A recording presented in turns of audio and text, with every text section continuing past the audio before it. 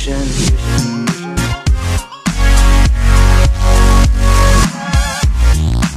I want to give you a really quick scenario, a tale of two debtors.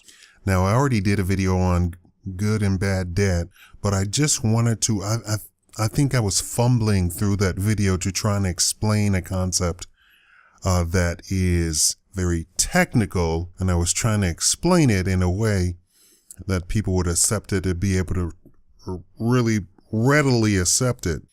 So here goes my second attempt at that. I spoke about Dave Ramsey and how he tells people how to get out of debt. And he's a religious person that offers that to his people in his church, or religious people, or evangelical people. So I wanted to bring financial awareness to people who are not religious whatsoever. So we have two things. We have people that say, get out of debt, pay off your largest interest rate credit card first, and then go on down till you have nothing left, meaning that eventually you're going to pay off your house, your mortgage, scot-free. So you are living free. And the only thing that you have to pay are the day-to-day expenses or the month-to-month expenses, like, power bills and stuff like that. And here's the thing, and this is what I've been saying.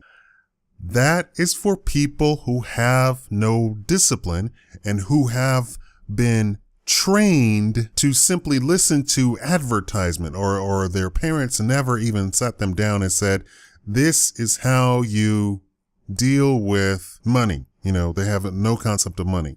So I'm going to give you an example. Going into debt is not bad if you are a disciplined investor. Person number one has absolutely no concept of money. They go out, they get a mortgage, they get a car note, they get a TV note, they buy TVs on credit, they buy motorcycles on credit.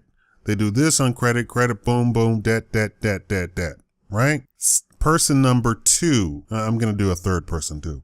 Person number two pays cash for everything. They're not in debt, but they pay cash for everything. And how can you accomplish that? You can accomplish that if your parents are money conscious and understand that life in the United States is not the 1950s. Houses don't cost $5,000 anymore. And I'm talking about a decent sized house, a 3-bedroom, 2,500 square foot house no longer costs $5,000. Those days are long gone, and I don't think they'll return unless the dollar just all of a sudden kicks up all sorts of value. So person number two pays cash for everything. He's lived with his parents until he has saved up $300,000 or $500,000. He pays cash for a car, pays cash for a house, pays cash for furnishing the house, and he's living scot-free. And that is something that I really wanted to hit home in a lot of other videos talking about parenting. The days of the 1950s are over. You don't kick out your kid at 18. Oh, he needs to be a grown man. No.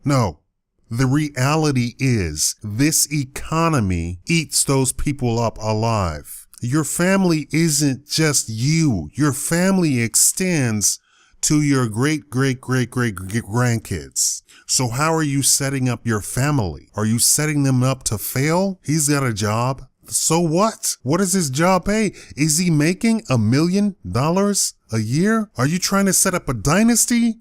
Or are you trying to set up peasants? I'm here so that you can set up a dynasty. That means your children quite possibly never leave. I want you to think of your children as extensions of you. Their incomes are extensions of you. There's this propaganda out there that says, oh, the child leaves the home. Do you know rich people don't think like that? Rich people think, I have my money. I have my children's money. I have my grandchildren's money. I have my extended nephews and nieces.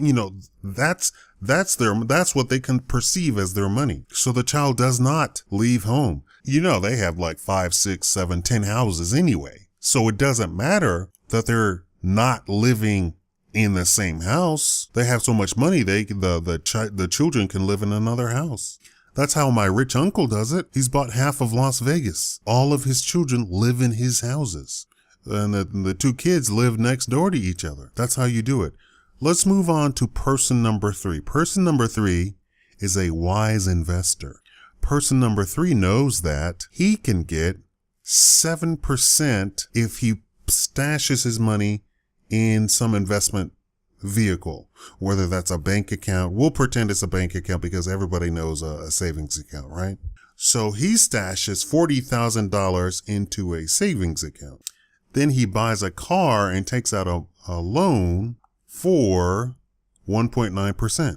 He gets 6% on the savings account and he takes out a loan for 1.9%. He's coming out ahead, right? Because the $40,000 is generating interest, more interest than the expense of taking out the loan for the car. His brother plopped down $40,000 and he got nothing for it, really. He got a car, but both of them have a car, right? The one has money coming in from his $40,000. The other one has nothing. He has a car.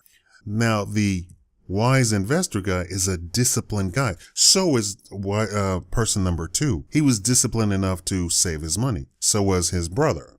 But the savvy investor guy understands money more and understands that time is money. The time value of money. How much can you get back on the money that you invest? Brother number 2 got nothing, gets nothing. He got a car. And unless that car can actually generate income all by itself, he's out of luck. But the guy number 3, he's generating money with his money. And it's over and above the cheap money that he borrowed. And when people say cheap money, that's what they mean. That you can get a loan for 1%, 2%, 3%. You can now buy houses with a mortgage with a 3% interest rate. In some places, depending on your qualifications, if you belong to certain groups or whatever, you might get it down to 2% or even 1 point something percent.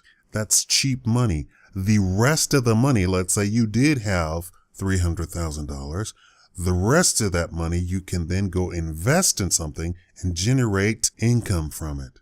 But it's not going to be taxed at income. It's going to be taxed at capital gains. So that's even better, right? That's not income that you're generating. That's capital gains you're generating. So you don't have to pay off 30%. And this is why Obama really sucks, because he's trying to turn capital gains tax rates into income rates at 30%, which means the entire economy is going to collapse. Because who's going to invest in a company if they get absolutely no benefit from doing so? You won't even put your money in the bank if it's going to be taxed at the same amount as income tax. I'm telling you, the Obama's terrible. Anyway, there's my short brief on debt. Thank you for watching Shakaama Live Show.